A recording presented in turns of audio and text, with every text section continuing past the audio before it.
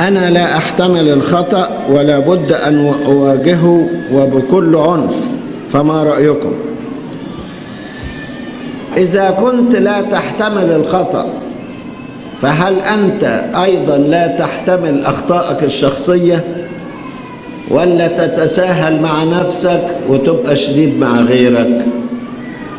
الإنسان الذي لا يحتمل الخطأ ويواجهه مفروض أنه أيضا لا يحتمل أخطاءه الشخصية ويواجهها وبكل قوة لكي ينقي نفسه، لأن الكتاب بيقول اخرج في الأول الخشبة من عينك وبعدين تخرج القذى من عين أخيك. دي أول نقطة. تاني نقطة، ما هو الأسلوب الذي تواجه به الخطأ؟ في إنسان يواجه الأخطاء بعنف، بشدة، بطريقة منفرة، وفي إنسان يواجه الأخطاء بطريقة وديعة وهادئة. وتلاقوا في الرسالة إلى غلاطيا إصحاح 6 آية 1 كلام على الموضوع ده. بيقول: أيها الأخوة، إن انسيق إنسان فأخذ في زلة فاصلحوا أنتم الروحانيين مثل هذا بروح الوداعة. واخدين بالكم من كلام؟ اصلحوا أنتم الروحانيين مثل هذا بروح الوداعة، ناظرا إلى نفسك لئلا تجرب أنت أيضا.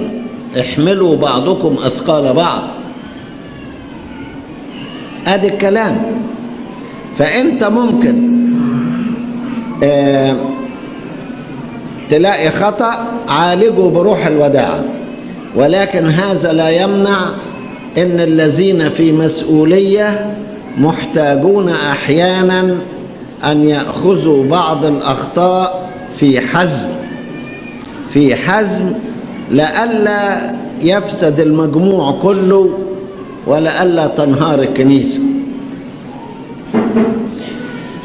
الكتاب بيقول: رابح النفوس حكيم. فإذا كنت لا تحتمل الخطأ حاول أن تقود غيرك إلى أنه يترك الخطأ، تقوده بحكمة.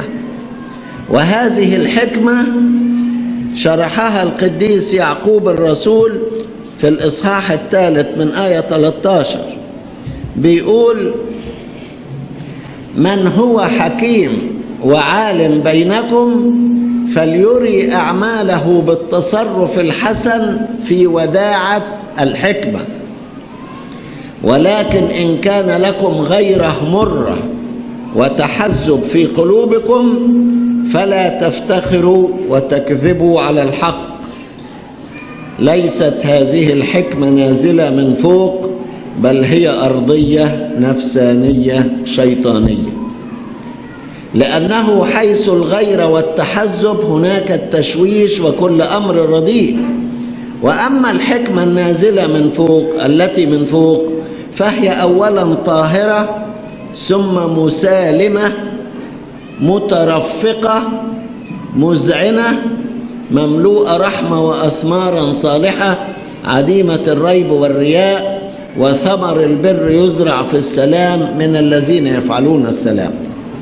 فأنت إذا كنت تحب البر انشر هذا البر في حكمة مسالمة مترفقة، حكمة نازلة من فوق.